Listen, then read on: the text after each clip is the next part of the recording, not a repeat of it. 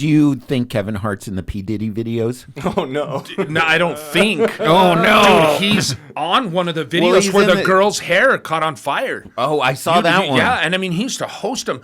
What I'm you think thinking there are worse is, videos? Dude, that's what I'm wondering. If there's No. if there's celebrities, artists, sports, across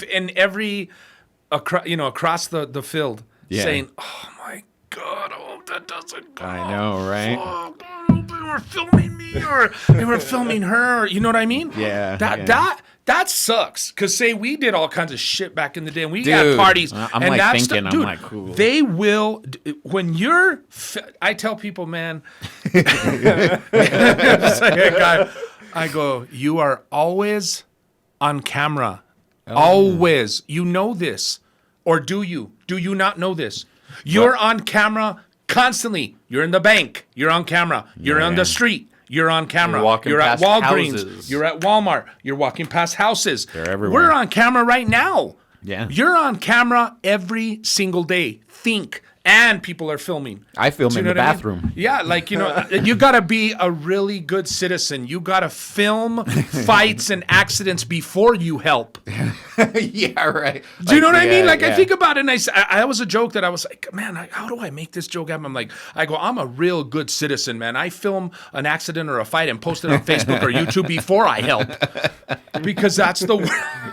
Yeah, right? Yes. Someone's going to report it on Facebook and be like, call 911 right now. They have to spread awareness. Yeah. It's just the world is crazy, man, and filming is everything, Yeah. I will tell you this. I see all these TikTok videos and I see all these YouTube videos. And honestly, I can pat myself on the back and go, you were doing that 25 years ago, 30 years ago. There's just no cameras. The VHS camera, every single camera you can think of. I was doing this back in the day, making all these videos. I'm like, dude, you need to bust those out and go hashtag way ahead of my time. Oh, yeah, dude. You know what I mean? Dude, doing Dr. Dre, doing all these rap bits, comedian bits, acting bits. I was doing that, but now it's just freaking flooded. Everybody does it. Well, people love, like, stuff from back in, like, footage from the 90s and the 2000s. Like, it's the shit, right? Do you follow any YouTube channels that are, like, nostalgia? Like, what were you? Oh, man. I don't even know where to start. There was that one Russian guy who's like, we're going to a McDonald's land. His big video camera. He's like, I'll have the Big Mac. We have to go to the store. And they go find iced tea. It's just them, like, shopping and just doing everyday stuff. Dude. Yeah. From the 80s and 90s, you're like, wow.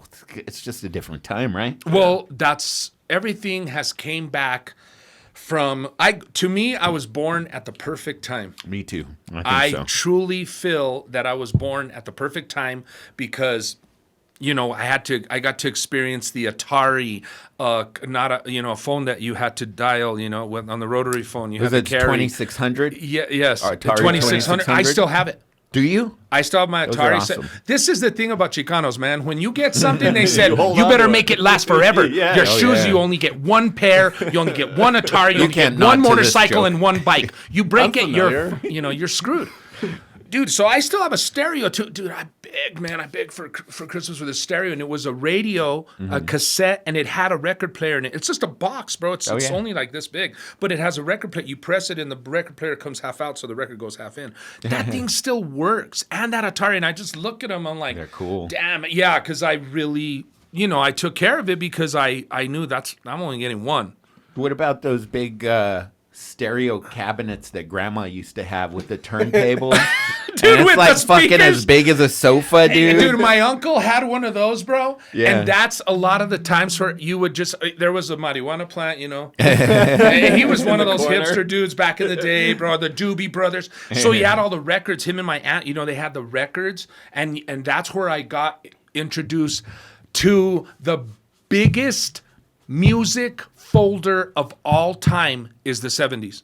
When I DJ, I'm like, sheesh, the 70s has the most files in it. It's ridiculous. There was so much music in the 70s. Doobie Brothers, you had the Doors, you had the Eagles, it just goes on and on and on and on.